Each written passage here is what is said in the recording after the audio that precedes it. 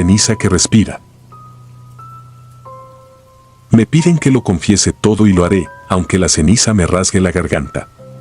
Soy Ernesto Galván, tengo 53 años y jamás salí de la ranchería donde ardió nuestro miedo, la Cañada del Toro, entre los cerros secos de Zacatecas. Era 1996, el año en que las nubes se fueron y el maíz no alcanzó la rodilla. En lo alto de una loma vivía doña Salomé. Partera, curandera, mujer sin esposo ni perros que la anunciaran. Su jacal olía a ruda y copal, dentro colgaban hierbas que ni los maestros sabían nombrar. Ningún niño se le murió y hasta la ponzoña de víbora parecía rezar delante de sus manos. Aún así, su silencio irritaba más que un insulto. Los hombres desviaban la mirada cuando ella bajaba al mercado, las mujeres murmuraban que en su casa ni las moscas se atrevían a entrar. En abril dejó de llover. El río se secó. Los becerros nacían con los ojos vidriosos y las gallinas caminaban como sonámbulas. El aire olía a metal caliente y el polvo se pegaba como sudor viejo. Yo formaba parte del comité de la capilla, recién nombrado por el padre Mateo, un cura tan joven que confundía celo con rabia. Cada domingo advertía que el castigo caía porque tolerábamos a una mujer que hablaba con sombras. La semilla del odio germinó rápido. A inicios de mayo enfermó el hijo de don Tiburcio, el arriero más rico. El niño amaneció tembloroso, con la piel oscura y resquebrajada. La madre corrió por Salomé. La vimos entrar con un cuenco de barro y malva, rezó toda la noche, pero al alba el pequeño murió y el llanto de la madre sonó como sentencia. Para el mediodía medio pueblo se amontonó delante del jacal. Salomé bajó con las palmas abiertas. El padre Mateo alzó un crucifijo, don Tiburcio gritó que el fuego juzgara lo que las leyes temían. Fue tan fácil. Atamos un poste en la plaza, amontonamos estopa y petróleo. Yo acerqué la antorcha, orgulloso de obedecer. La llama trepó sus enaguas, olió a lavanda, no a carne. Cuando las brasas se apagaron quedamos frente a un tronco ennegrecido que palpitaba como si guardara un corazón. Creímos que bastaba. No fue así. Días después, las vacas de Marcial amanecieron con la piel ampollada. La hija de doña Lucía despertó sobre un colchón carbonizado sin que el cuarto oliera a humo. El padre Mateo empezó a toser ceniza, cada exhalación tiznaba la hostia cuando la alzaba. Yo soñaba con un campo de brasas que se extendía hasta donde alcanzaba la vista y despertaba con sabor a hierro. El 23 de junio hallé la puerta de mi casa cubierta de polvo gris. Dentro, las fotografías familiares estaban negras excepto los bordes, como si alguien las hubiera pasado por llama viva. Las desgracias continuaron, una burra estalló en llamas al mediodía, una anciana que había escupido a Salomé cayó muerta con la espalda llena de llagas abrasadas. Nadie derribó el poste, una bruma viscosa se enroscaba a su base y los perros aullaban mirando hacia él. El cura quiso llevar las reliquias a la capital y buscar exorcistas. Partió de madrugada y apareció al día siguiente junto al arroyo seco, sotana fundida a la piel y un rosario aún humeante entre los dedos. La policía municipal vio la manta gris sobre techos y corrales y se marchó sin entrar. Nos quedamos solos con nuestra hoguera invisible. Así pasamos a la temporada del espanto. Las noches se volvieron interminables. A veces soplaba un viento caliente que hacía crujir las tejas y traía un aroma a hierbas marchitas. Jurábamos oír pasos en los callejones de tierra, un roce lento de guarache que nunca dejaba huella. Mis perros aullaban mirando la nada y reconocía aquel ritmo, era la misma cadencia con que Salomé solía bajar a la plaza. Una madrugada vi un fulgor violeta en el potrero. Avancé temblando hasta la cerca. Sobre la hierba apareció su silueta. Flotaba a un palmo del suelo, el cabello chamuscado ondeando como humo imposible. Sus ojos eran carbones tristes. No gritó, solo levantó la mano y señaló mi casa. Sentí que la sangre me hervía por dentro. Luego vino la tragedia de los niños. Emilio, de 7 años, se volvió antorcha por dentro mientras jugaba con su peonza. Rosaura, la hija de la comadrona, quedó hecha carbón sobre las losas frías de la cocina. Mateo, el nieto del alguacil, se convirtió en ceniza en sus propios brazos. Ninguna llama visible, ningún rescate posible. Desesperados, los hombres nos reunimos en la cantina.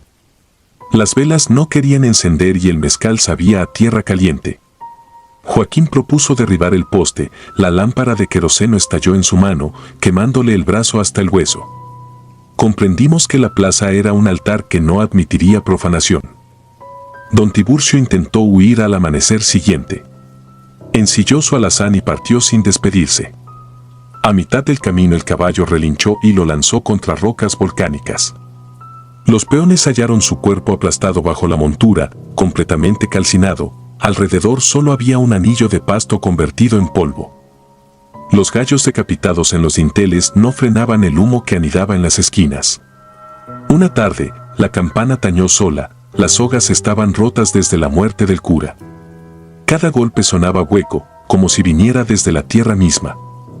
Dormía con un crucifijo oxidado entre las manos, pero al cerrar los ojos veía a Salomé murmurando algo que el fuego convertía en siseo. Así vivíamos cuando llegó el hermano Tomás, un franciscano viejo con sandalias remendadas. Caminó hasta la plaza, clavó un crucifijo de ocote frente al poste y empezó a rezar en latín. Yo lo observaba tras un muro. Al tercer Padre Nuestro una ráfaga ardiente hizo crujir la madera. Surgió una llamarada blanca, Tomás gritó misericordia y la flama se replegó, succionada por las raíces del mundo. El poste explotó en astillas incandescentes y el aire quedó oliendo a pino recién cortado. El franciscano sonrió débilmente, dijo que la promesa había terminado. Miré mis manos, negras de ceniza vieja. Lloré sin pudor, pero era un llanto de alivio y remordimiento. Dormí sin soñar brasas y al cuarto día llovió una llovizna fina que sabía a tierra limpia. Las vacas parieron becerras rosadas que se alzaron al primer respiro. Muchos se marcharon, otros envejecimos aferrados a la idea de que todo había acabado. Pero la paz no se asienta donde ardió la injusticia. El jacal de Salomé quedó reducido a un círculo de piedras. En las tardes, cuando el sol muere detrás del cerro, un resplandor violeta se levanta entre los nopales. No escribo para buscar perdón. Escribo para que recuerden que hay fuegos que nacen del odio y se alimentan del silencio. Si alguna noche el aire les sabe a ruda quemada, piensen en la mujer que caminaba sin ruido y sepan que todavía respira donde la tierra no olvida. Lo sé, cada 23 de junio el suelo vibra bajo la plaza.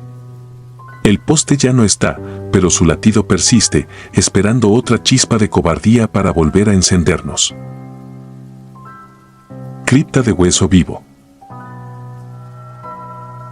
Me llamo Ramiro Ortega y toda mi vida he sido cantero en los alrededores de San Nicolás de la Peña, un caserío polvoso empequeñecido por los cerros calizos del norte de Coahuila. A la gente le gusta decir que aquí nunca pasa nada, que el viento carga las mismas historias de siempre y las devuelve intactas año tras año.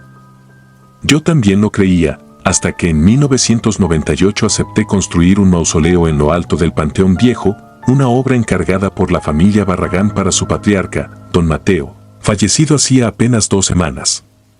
El dinero era bueno y el trabajo parecía sencillo, levantar una cripta de piedra blanca sobre la tumba recién abierta. Llegué la primera tarde con mis herramientas al hombro y un presentimiento incómodo golpeándome las sienes. El cementerio yace en una loma desnuda, cercado por pircas maltratadas y espinos resecos, desde allí se domina todo el valle. Al ponerse el sol, las lápidas se encendieron con un brillo casi metálico y el aire, tibio hacía un momento, se volvió frío como agua de pozo. Me concentré en replantear la base, ignorando la sensación de que alguien respiraba detrás de mí. Cada vez que alzaba la mirada, el horizonte parecía retroceder, y las cruces se alineaban como soldados esperando órdenes invisibles. Esa primera noche regresé a casa con la ropa impregnada de un olor difícil de describir, algo parecido a tierra recién volteada mezclada con grasa rancia. Aurelia, mi mujer, frunció el ceño. Sin preguntarme nada, colgó un ramillete de romero y pirul sobre la puerta y murmuró una oración apenas audible. Yo fingí no escuchar, pero algo en su expresión me recordó que San Nicolás se aferra a supersticiones tan viejas como el polvo que cubre sus calles. Al día siguiente volví antes del amanecer. Las sombras todavía dormían y el cielo era una cinta gris. Apenas apoyé el cincel en la roca, noté un crujido suave, como si la piedra exhalara. Pensé que era la humedad atrapada en las vetas, hasta que mi nombre llegó flotando con el viento, pronunciado con voz hueca. No respondí, seguí golpeando, terco, repitiéndome que la soledad da malas pasadas. Sin embargo, al mediodía, un escalofrío me hizo detener la mano. Frente a mí, semienterrados en la tierra oscura, descubrí 3 huesos humanos, todavía unidos por un tendón seco, como si algo los hubiera desenterrado a medias durante la noche. Intenté devolverlos discretamente al fondo de la zanja, pero al tocarlos sentí un latido leve, un pulso imposible que me atravesó los dedos. Me aparté con rapidez, la sangre me zumbaba en los oídos. Dejé la zanja tal cual y regresé al pueblo. No conté nada.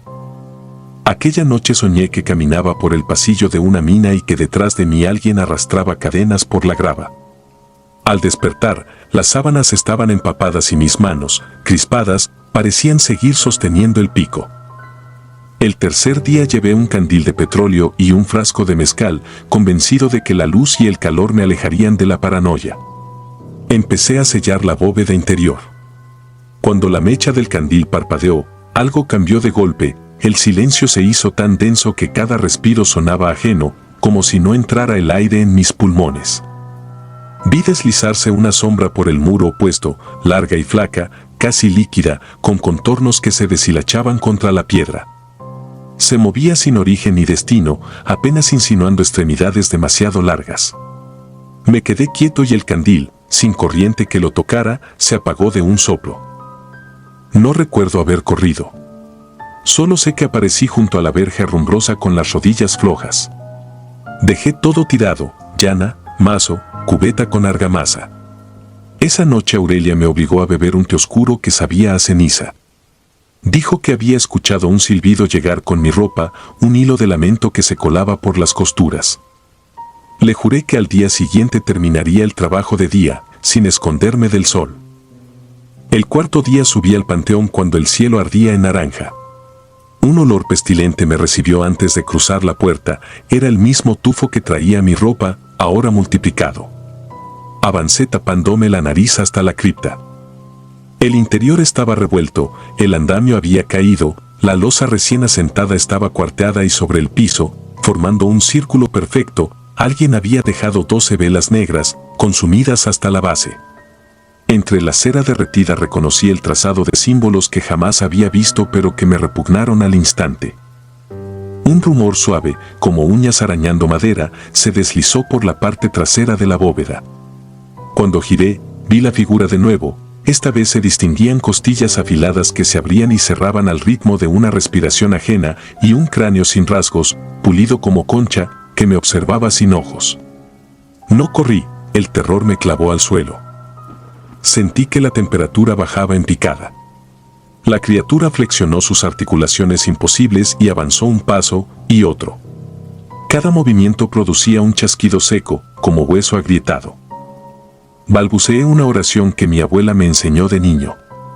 El aire se tensó y un gemido se elevó desde el subsuelo, profundo, cargado de tristeza antigua. La sombra se detuvo. Aproveché ese instante para lanzarme fuera, tropezando con la puerta de hierro que se dio con un chirrido que me heló la sangre. Bajé la loma casi de rodillas, convencido de que en cada parpadeo la cosa se alargaría para alcanzarme. Ya de madrugada fui a buscar a don Evaristo, el sacristán más viejo del pueblo. Le conté lo ocurrido sin ocultar nada. Él escuchó inmóvil, la mirada hundida en un punto que parecía quedar detrás de mí. Cuando terminé, sacó de un arcón una cruz de ocote ennegrecida y una bolsa de sal gruesa. Dijo, sin alzar la voz, que don Mateo Barragán había coqueteado con brujería para frenar una enfermedad. Los rezos nunca bastaron y, al morir, se llevó la deuda a la tumba. Lo que yo había visto no era su alma, sino el deudor que venía a cobrar. Volvimos juntos al cementerio a la luz cenicienta del alba. Mientras subíamos, el viento se arremolinaba en círculos que levantaban polvo y semilla seca. Dentro de la cripta, la sombra no estaba, pero el aire vibraba con un zumbido tenue. Don Evaristo esparció sal alrededor de la bóveda, enterró la cruz en la base y recitó salmos que se me antojaron más viejos que la Biblia. Al terminar, el silencio cayó de golpe, los grillos reanudaron su canto y un rayo de sol se coló por la grieta del muro. Creí que aquello bastaría. Sellé la losa, coloqué la lápida y tallé el nombre de Mateo con mano insegura. Bajé la loma con el corazón ligero por primera vez en días. Sin embargo, la tranquilidad duró poco. Al pasar junto al osario común, escuché un crujido tras de mí. Volteé despacio. La puerta de la cripta estaba cerrada, pero en la piedra fresca del dintel habían aparecido 3 marcas paralelas, profundas, como hechas por garras gigantes. No sangraban, pero un polvo oscuro caía de las hendiduras. Desde entonces duermo a trompicones. Cuando cierro los ojos, me encuentro frente a la cripta y veo aquella silueta sosteniendo las velas negras aún encendidas. Cada mañana despierto con sal reseca entre las uñas, como si hubiera intentado reforzar un círculo de protección en sueños. La gente dice que el mausoleo quedó hermoso, que nadie recordará una tumba tan pulcra en el panteón de San Nicolás. Yo no regreso. La última vez que pasé cerca, sentí el suelo latir bajo mis botas, igual que el pulso imposible de los huesos hallados. Hoy escribo esto porque la sombra ya no espera a que duerma. La he visto al borde del corral, erguida entre los nopales, quebrando la luna con sus vértebras alargadas. Sé que vendrá pronto. A veces, al respirar, percibo el hedor del cementerio mezclado con el sudor de mi piel. Entiendo ahora que la sal, las oraciones y la piedra solo compran tiempo. La deuda que don Mateo dejó pendiente exige otra carne, otro latido. Y, mientras la noche se desliza sobre el valle, siento que mis huesos se vacían por dentro, como si alguien los ahuecara para convertirlos en flautas donde soplar el lamento de los muertos. Si mañana encuentran mi cuerpo, que no lo lleven al panteón viejo. Quemen lo que quede y repartan las cenizas lejos, donde el polvo no recuerde mi nombre. Y cuando el viento nocturno silbe sobre las tejas, no se asomen. No vayan a confundir mi voz con la del deudor, porque en San Nicolás, cuando una sombra reclama, no se detiene hasta que el último hueso aprende a cantar. La cosecha. Me llamo Ezequiel Navarro y, aunque hoy peino canas, todavía tiemblo cuando recuerdo lo que ocurrió en Rancho Las Culebras, Durango, en 1996. No era más que un muchacho de 15 años empeñado en aprender a domar caballos. Mi mundo se reducía al polvo rojizo del llano y al crujir nocturno de los mezquites. Mi hermana Leticia, con 21, era mi único refugio frente a la dureza feroz de nuestra madre, doña Aurelia, mujer de rezos y sentencias tajantes, y de nuestro padre, Florencio, un fantasma vivo que pasaba los días junto a un garrafón de mezcal. Una tarde ardiente, supe que Leticia estaba embarazada de mellizos. No lo escuché de sus labios, la descubrí agachada en la cocina, llorando mientras sostenía la prueba con la misma reverencia con la que una creyente aprieta un rosario. Bastó aquella imagen para desarmarme. Nuestra madre entró, olió el secreto y explotó. Su grito reventó el adobe. En esta casa no quiero hijos de nadie más que de Dios. Recogió la ropa de Leticia y la aventó al corral como si fuera paja mojada. Yo me quedé clavado en la puerta, con el pecho doliéndome bajo un peso enorme, incapaz de enfrentarla. Leticia salió con una bolsita de tela y los labios partidos de tanto morderse la angustia.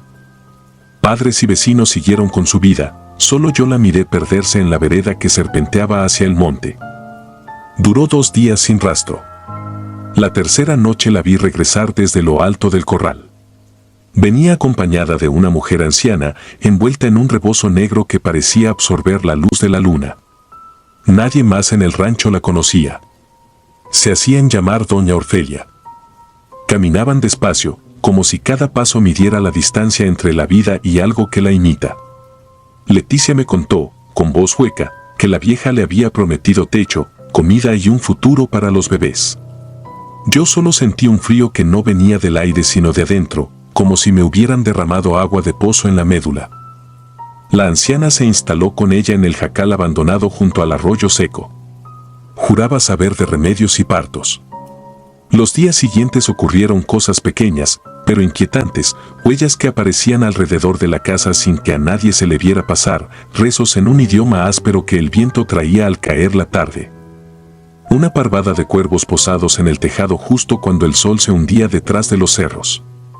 La gente del rancho comentaba que los animales se espantaban de la nada y que, por las noches, se oía un murmullo largo y apagado bajo las piedras del arroyo, como si algo respirara ahí abajo. Leticia mejoró su aspecto, su panza crecía firme, pero sus ojos se hundían día con día. El médico que traían del pueblo cercano decía que los latidos de los bebés eran fuertes, aunque arrugaba el ceño al auscultarla, como si escuchara algo que no pudiera nombrar. Yo comencé a visitarla a escondidas. Una tarde, ella me apretó la mano con una fuerza casi dolorosa y susurró: «Prométeme que si algo pasa, no dejarás que se los lleven lejos». No entendí y tampoco tuve valor de preguntar. Solo asentí, sintiendo la garganta llena de estropajos. La víspera de Todos los Santos cayó una tormenta seca, relámpagos sin lluvia desgarraban el cielo. Mi madre rezaba en voz alta, furiosa por la mala señal. Al anochecer, un alarido retumbó desde el jacal.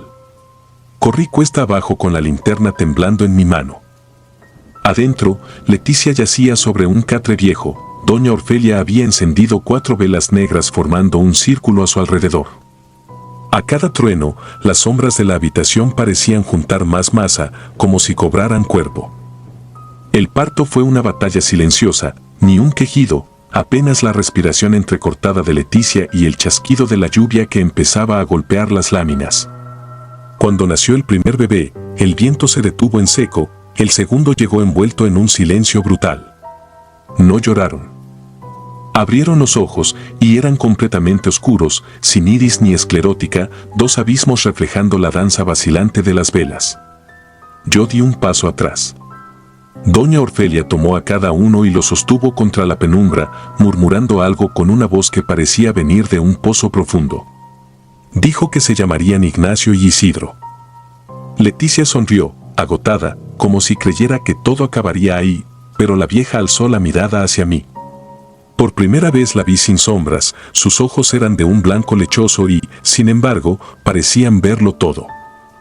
Los gemelos están hambrientos de un futuro que el mundo no les ha dado. Él cobrará lo que es suyo, dijo, y se volvió a las tinieblas. Durante las semanas siguientes, el rancho entró en una quietud malsana. A cada amanecer encontraban gallinas muertas con el pecho abierto, pero sin una gota de sangre. Se hablaba de brujería, de sombras que se arrastraban por los tejados. Mi padre aseguraba escuchar pasos pequeños alrededor de la casa, aunque nunca salía a comprobar. Una madrugada desperté sobresaltado. A los pies de mi cama estaban Ignacio e Isidro, deberían tener apenas un mes, sin embargo ya caminaban. No hablaban. Me observaban. Sentí el estómago encogerse. Sus miradas eran tan densas que parecía que aquello fuese el verdadero peso de su cuerpo. A partir de ese día, los vi con más frecuencia en lugares imposibles, de pie junto al pozo cerrado con una tapa pesada que yo solo no podía mover, sentados bajo el mezquite más viejo justo antes de que los coyotes huyeran despavoridos, metidos en el granero con las ratas muertas apiladas a sus pies como ofrendas grotescas. Nunca hallé huellas en el polvo. Cuando intentaba acercarme, se desvanecían y quedaba en mi boca un sabor a hierros viejos. Leticia, demacrada, decía que los niños no la dejaban dormir, que se levantaban solitos y se paraban frente a la ventana horas enteras. Yo fui testigo una noche, los vi sobre la repisa, mirando el patio como si esperaran la llegada de algo. O de alguien. Bajo la luz mortecina vi que sus sombras, proyectadas en la pared, se movían en sentido contrario a sus cuerpos. No tardó en correr el rumor de que el Tijerón, un arroyo seco a 1 kilómetro del rancho, había empezado a oler a carne podrida. Un vaquero juraba haber escuchado llantos de niños resonando en el cauce, pese a que no había agua que diera eco. Comenzaron a fallar los nacimientos de ganado, los becerros nacían con deformidades innombrables. Algunos hombres aseguraban haber visto a doña Orfelia deambular con un farol de aceite mientras recitaba letanías extrañas. Todos evitaban mirarla a los ojos. Sin embargo, lo peor llegó la noche de San Andrés, cuando nuestra madre decidió por fin visitar a Leticia para enderezar la desgracia. Yo la acompañé. El viento olía a carrizo quemado. Al cruzar el umbral, vimos a mi hermana postrada en un rincón, los ojos desbordados de lágrimas. Junto a ella, Ignacio e Isidro sostenían un cuenco de barro lleno de agua oscura, lo movían, dejando que la superficie se agitara como un espejo vivo. Cuando mi madre alzó el crucifijo, los niños sonrieron al unísono. El metal se calentó tanto que ella lo soltó, profiriendo un alarido. La cruz cayó al suelo y se partió en dos. Entonces apareció él, un hombre de traje antiguo, la cara difuminada como si la luz rebotara en aceite. No caminó, se deslizó, sin tocar la tierra. La tempestad detrás de las paredes parecía golpearnos dentro de la cabeza. Me habló sin abrir la boca, el pacto se honra. Vi a Leticia arrodillarse, suplicando sin voz. Él señaló a los niños. Una sombra se alzó de sus cuerpos, espesándose hasta adoptar forma humana, gigantesca, con brazos que parecían raíces y un rostro sin rasgos. Yo me quedé paralizado ante aquella presencia que borraba la lógica misma. Mi madre rezaba, pero cada palabra se marchitaba antes de nacer, salían de su garganta como tos seca. El hombre tomó a Ignacio y a Isidro de las manos y dio media vuelta, volviéndose pura negrura. Vi la cara de Leticia quebrarse, como si su piel se agrietara bajo una presión interna. Gritó mi nombre en un último hilo de voz. Corrí hacia ella, en mis brazos se desplomó, helada, la mirada fija en el techo de palma. El trueno final retumbó cuando la puerta se cerró sola. Dentro quedó solo el silencio y el olor a cera extinguida. Al amanecer, los vecinos encontraron al ganado suelto, las cercas derribadas y ningún rastro de los mellizos ni de la anciana. Mi madre perdió la razón, mi padre, incapaz de afrontar la realidad, se colgó del durmiente principal del corral una semana después. A Leticia la enterré bajo la sombra del mezquite viejo. Nadie quiso acompañarme, decían que aquel árbol ya estaba maldito. He vuelto a Rancho Las Culebras pocas veces. Cada que lo hago, paso por el tijerón. El arroyo sigue seco, pero oigo risas infantiles que emergen del subsuelo, suaves al principio, luego claras como campanas rotas. A veces siento que dos miradas negras me observan desde las grietas. No las veo, pero sé que están allí, vigilando, recordándome que la deuda de sangre no se extingue con los años, sino que se cultiva, se riega, se cosecha. Duermo poco. Cuando logro cerrar los ojos, sueño con mi madre tratando de rezar en una iglesia sin techos, con cruces torcidas y santos volteados al revés. Sueño con mi padre flotando en el corral, hinchado como un animal dejado al sol. Sueño, sobre todo, con dos niños que me tienden la mano desde un umbral oscuro y me piden que lo siga, y despierto empapado en sudor antes de dar el paso fatal. Si alguien lee esto y cree encontrar consuelo, se equivoca. Lo escribo para advertir que los pactos desesperados germinan como mala hierba, se riegan con culpa y florecen en desgracia. No hay santo ni rezo que logre detener lo que se siembra en tierra maldita. Todavía, cuando el viento de noviembre sopla desde los cerros y cargan los relámpagos secos, escucho un susurro que repite mi nombre y sé que algún día, cuando mis huesos estén tan resecos como la tierra que me vio nacer, los mellizos volverán para cobrar lo que queda de mí. Hasta entonces, permanezco alerta, con la lámpara encendida y el corazón encogido, escuchando los pasos menudos que rondan mis pesadillas y aguardan su cosecha de sombras. Pacto de hueso. No escribo esto para espiarme, porque sé que el perdón ya no me pertenece, sino para que nadie más vuelva a cometer el error que cometimos en la ranchería de El Sabinito, Guanajuato, en el verano de 1998. Mi nombre es Héctor Jiménez, entonces tenía 28 años y vivía con mis padres y mi hermana mayor Laura, mujer honrada pero devorada por la ansiedad de llegar a los 30 y seguir soltera. En aquellos cerros polvorientos las campanas marcaban los días con la misma monotonía y el silencio de las noches parecía hecho de tierra y rezos. Allí la soledad pesa más que el hambre y Laura la sentía como un puño apretado contra el pecho. Una tarde de mercado la vi regresar con la mirada vidriosa y un collar trenzado con hilos negros y una astilla de hueso. Me contó, casi en secreto, que una anciana llamada Nana Quirá le había hablado de un amarre infalible.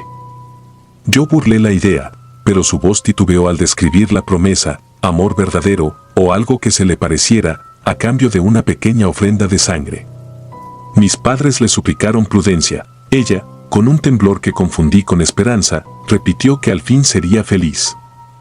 Aquella noche, mientras el viento agrietaba los postigos, juré en mi fuero interno cuidar de ella, sin sospechar que nadie puede vigilar lo que no pertenece a este mundo. A la semana desapareció al amanecer y tardó 2 días en volver. Llegó pálida, con el cabello empapado de sudor seco y las manos teñidas de arcilla. No quiso hablar, pero encontré tierra removida entre sus uñas y una fina cortadura en la palma izquierda. Al colgar el collar junto a la cabecera se oyó un chasquido, como si la madera se partiera por dentro. Aquella fue la primera grieta, una rajadura mínima que a partir de entonces pareció multiplicarse por las paredes, las vigas y, al final, por nuestras vidas. El cambio llegó con un hombre forastero llamado David Robos. Apareció en la cantina con modales afables y una sonrisa demasiado amplia para un extraño. Laura lo presentó como el destino que tanto había pedido. Su cortejo fue veloz. En menos de un mes, él compartía nuestra mesa y cuando orábamos antes de comer, cerraba los ojos con devoción exagerada. Aún así, algo en su voz me recordaba el rumor de las tormentas que nunca terminan de estallar. Las gallinas dejaron de poner, el pozo amaneció con agua lodosa y los perros aullaban a la nada cada crepúsculo. Nadie ató esos presagios a David. Yo mismo quise pensar que eran coincidencias. Tras la boda, los recién casados se mudaron a una casucha de adobe al borde del arroyo seco. Las primeras semanas parecían felices, pero Laura empezó a visitarnos con ojeras profundas y un temblor nervioso en los dedos. Decía que David despertaba de madrugada para caminar sin rumbo por la vereda, murmurando nombres que no eran los suyos. Cuando intentaba seguirlo, él se volvía agresivo o simplemente no la reconocía. Una madrugada la encontré en la puerta de casa, con el camisón salpicado de lodo. Había perseguido a su esposo hasta el cementerio viejo y lo había visto arrodillado frente a una tumba sin lápida, desenterrando algo que brillaba bajo la luna. Decidí espiarlo. La noche siguiente me escondí entre los mezquites. Vi a David descalzo, el pie ennegrecido por espinas, cargando una bolsa que resumaba un líquido oscuro. Se detuvo en un claro, desenterró un fardo diminuto envuelto en tela y lo cambió por la bolsa, dejando la tierra removida como antes. Un hedor amargo se levantó del suelo y sentí cómo se me resecaba la garganta. Cuando retrocedí, pisé una rama. David giró la cabeza con un chasquido antinatural, como si los huesos del cuello no le obedecieran. Sus ojos tenían un brillo acuoso, más de bestia que de hombre. Aquella mirada se me incrustó en la memoria como una astilla. Volví a casa con náuseas. Al amanecer, las paredes del cuarto de Laura amanecieron cubiertas de un polvillo gris y el collar del amarre colgaba roto, el hueso astillado en 2. Mi hermana sangraba por la nariz y repetía en voz baja que algo quería llevarse el pago. Mientras tanto David, ajeno al pánico, se encerraba durante horas sin permitirle entrar a la recámara y respondía con silencios cada vez que ella preguntaba. En los corrales, las cabras parieron crías inmóviles, ojos abiertos y lengua fuera, como si hubieran muerto antes de nacer. Nadie se atrevía a hablar de brujería, pero el miedo se volvió tan espeso que costaba respirar. Al tercer domingo de Cuaresma fuimos a buscar ayuda a don Esteban, curandero de la comunidad del refugio. El viejo olió el collar roto y palideció. Esto no es amarre, dijo, un pacto de trueque, y el hueso no es de animal. Se negó a romperlo sin antes advertir que cualquier intento de deshacer el trato exigiría otra vida. Laura aceptó, yo me opuse, pero el temblor de su voz me quebró. Prefería morir antes que vivir en aquel infierno. Don Esteban planificó una limpia la siguiente luna nueva. Las instrucciones eran claras: velas de cebo, agua bendita, sal negra y permanecer juntos sin pronunciar palabra. La ceremonia comenzó al filo de la medianoche. Dentro de la cocina, el fuego del fogón se apagó de golpe y el aire se heló hasta empañar el vidrio de la lámpara de petróleo. Don Esteban roció agua bendita mientras recitaba oraciones que parecían rasgar la realidad. La sal siseaba al tocar el piso. El silencio se rompió cuando David, que había prometido asistir, irrumpió empapado de sudor, los ojos desorbitados, la voz deformada por un gruñido que no le pertenecía. Se abalanzó sobre mi hermana, pero su cuerpo se sacudió como si chocara contra un muro invisible. Una fuerza que olía a tierra recién abierta lo arrastró hacia la puerta y lo lanzó afuera. El golpe retumbó en la noche con un crujido brutal. Corrí tras él, pero lo perdí entre los nopales. Al alba, lo hallaron unos jornaleros a 20 kilómetros, atrapado en las raíces de un sabino seco, con el tórax aplastado como si una mano gigantesca lo hubiera estrellado contra el tronco. Tenía el collar roto enredado en la garganta. Cuando lo descolgaron, la piel se desprendió como papel mojado. En el acta de defunción escribieron traumatismo severo, pero todos supimos que aquello era el cobro de una deuda. Creímos que con su muerte terminaría la pesadilla. Nos equivocamos. Las noches siguientes la casa se impregnó de un hedor dulzón y metálico, las vigas resumaban una savia oscura que manchaba el suelo con figuras que se retorcían si uno las miraba demasiado tiempo. Laura dejó de comer y sus encías sangraban sin razón. Suplicó que la llevara con Nana Kirá, segura de que solo ella podía cerrar el círculo. La busqué durante días por brechas y cañadas hasta que hallé su jacal reducido a cenizas, como si un rayo lo hubiera partido. Entre los escombros descubrí un trozo de cráneo humano, pulido y ahuecado, todavía tibio pese a la lluvia que caía. Sin alternativa, regresamos a El Sabinito. Laura se recluyó en su cuarto, abrió un hoyo bajo el catre y enterró el collar roto junto con fotografías del día de su boda. Cada martillazo a la tierra levantaba un polvo que olía a hierro. Esa misma madrugada me despertó un chillido, no de mujer ni de animal, sino de madera astillándose por dentro. Encontré la puerta de su habitación abierta. El cuarto estaba vacío y el piso, anegado de agua sucia. Afuera, la luna apenas era un hilo, pero pude seguir las huellas que brillaban como aceite hasta el corral. Sobre la piedra de afilar cuchillos yacía mi hermana, vestida con su traje de novia amarillento, el pecho abierto en 2 hendiduras limpias. El collar, restaurado, pendía intacto del cuello, la astilla de hueso reluciente. Quise arrancárselo, pero el simple roce me dejó las manos cubiertas de ampollas que supuraron en minutos. Dejé el cuerpo allí mientras corría a pedir ayuda. Cuando volvimos, el cadáver había desaparecido y, en su lugar, el polvo dibujaba un círculo perfecto partido por una huella fresca, la mía, cerrando el sigilo. Entendí que ya no había con quién negociar. Alguien o algo había cobrado lo suyo y sellado mi suerte como testigo y deudor. Desde entonces vivo solo en la casa familiar. Cada 23 de junio, fecha del pacto, el collar reaparece sobre mi almohada y se deshace en polvo al amanecer. He intentado quemar la vivienda, vender las tierras, huir muy lejos, pero siempre termino aquí, porque el aire de El Sabinito me pertenece tanto como mi culpa. Las noches son más largas que la vida misma. Aún huelo el perfume rancio de las velas y oigo el chasquido del cuello de David cada vez que cierro los ojos. Si usted pasa por estos cerros y escucha un lamento que no parece de este mundo, no se detenga ni rece, porque algunas oraciones solo atraen aquello que fingen ahuyentar. Yo soy prueba de ello, y cargo con la certeza de que hay deudas que ni la muerte paga. Polvo sobre la devoción. Me llamo Julián Casillas y hoy escribo con el pulso difícil, porque después de lo que ocurrió aprendí que hay pecados que no se confiesan, solo se pagan. En la Cuesta del Venado, un caserío perdido en la Sierra de Sonora, el verano de 1998 cayó más seco que nunca. Las casas de barro se cuarteaban y el río, antes alegre, era un hilo tibio donde hasta las mulas dudaban en beber. Aquí la vida parece siempre al borde de deshilacharse, y tal vez por eso la gente cuida con celo lo poco que la sostiene, las cruces alongadas en los caminos, las veladoras clavadas entre las piedras. Las promesas dichas bajito a los santos que todavía escuchan. Yo, a mis 24 años, juraba que todo eso era superstición de viejos cansados. Desde niño me gané fama de soberbio. Guiaba el ganado sin rezar al partir, bebía en la cantina mientras los demás encendían velas por los caídos y me reía cuando la maestra hablaba de ánimas que caminan durante la canícula.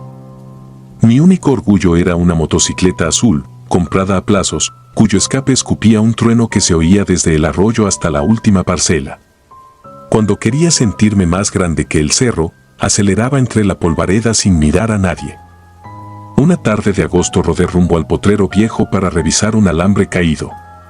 El sol se agazapaba detrás de las lomas y el aire olía a zacate quemado.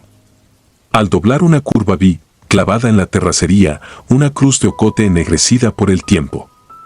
Apenas se sostenía, flores deshechas, listones descoloridos, un nombre casi borrado por el polvo. Sin pensarlo frené en seco, desmonté y, con la punta de la bota, empujé la tabla hasta arrancarla de la tierra. Sentí un crujido, algo parecido a un suspiro saliendo del suelo. La fe no quita el hambre, mascullé mientras aventaba la cruz lejos, entre cardones y escombros. El viento se quedó quieto. Las chicharras callaron. Ni un soplo rozó mi cara sudada y, sin embargo, un frío repentino se metió bajo la camisa. Volví a la moto, encendí el motor y arranqué, pero el escape tronó apenas unos metros, la máquina se apagó como si alguien le hubiera arrancado el latido. Giré la llave 1, 2, 3 veces, nada. Al alzar la vista noté que las sombras se engrosaban alrededor, aunque el cielo seguía rojo de atardecer. Empujé la moto cuesta abajo tras varios intentos inútiles hasta llegar, ya de noche, a la casa. Aquella primera madrugada desperté con un golpe de madera contra madera. Pensé en la puerta mal cerrada y bajé medio dormido. En el quicio, iluminada por la pálida luna, estaba la misma cruz, sucia, astillada, pero ahora con un nombre recién tallado, Ismael, 10 años. El filo limpio de las letras no dejaba duda. Retrocedí sintiendo como el estómago se me apretaba. Tomé el machete del corral, lo descargué sobre la tabla y el filo rebotó como si golpeara hierro.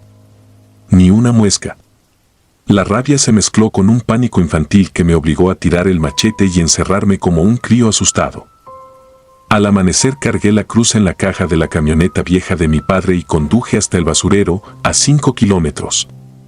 Entre montones de latas y plástico la sepulté con piedras y tierra. Regresé convencido de haber terminado con la mala broma. Pero esa misma tarde, al volver del potrero, la cruz me esperaba apoyada en la cerca, aún cubierta de polvo del vertedero, las letras más hondas, más negras, como tiznadas por hollín. Los días siguientes se convirtieron en una cadena de noches blancas. Escuchaba pasos infantiles corriendo alrededor de mi cuarto, golpes suaves contra las ventanas, el susurro estancado de un llanto que no encontraba consuelo. Jamás distinguí palabras, solo un quejido remoto que nacía y moría en mis oídos.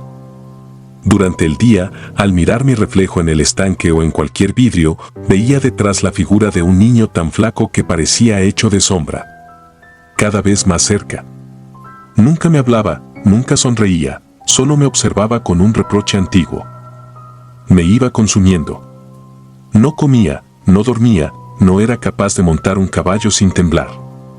Hasta que una tarde, desesperado, subí la sierra para buscar a Amalia Lugo, la curandera. Vivía sola entre guayabos retorcidos, rodeada de velas que ardían incluso bajo el sol. Al verme llegar se limitó a extender su mano, seca como raíz vieja.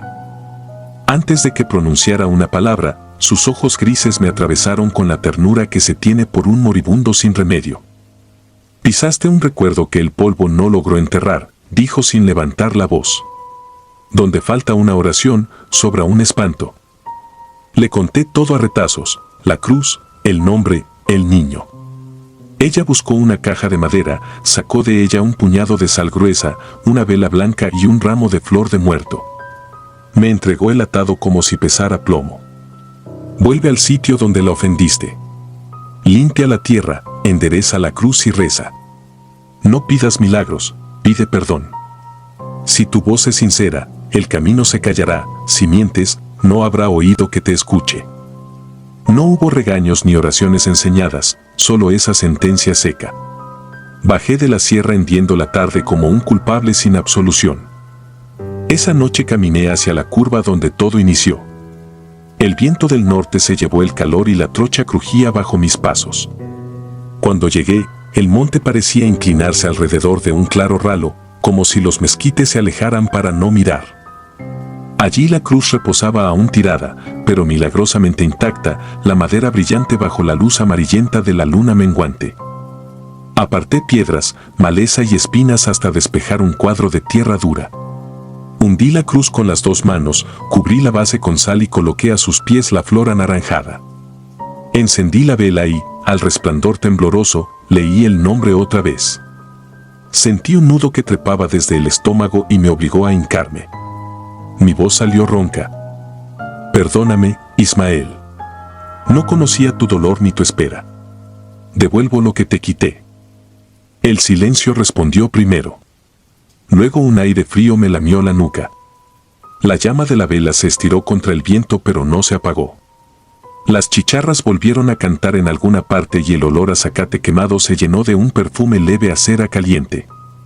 Me quedé ahí hasta que la cera se agotó, inmóvil, la frente pegada a la tierra. Desde entonces la cruz no se ha movido.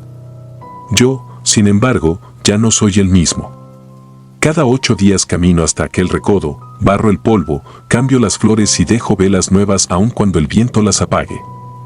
Lo hago sin esperar aplauso ni alivio, porque comprendí que hay errores que no se borran, solo se aceptan y se cultivan como una cicatriz viva que nos recuerda dónde termina la arrogancia y dónde empieza el respeto.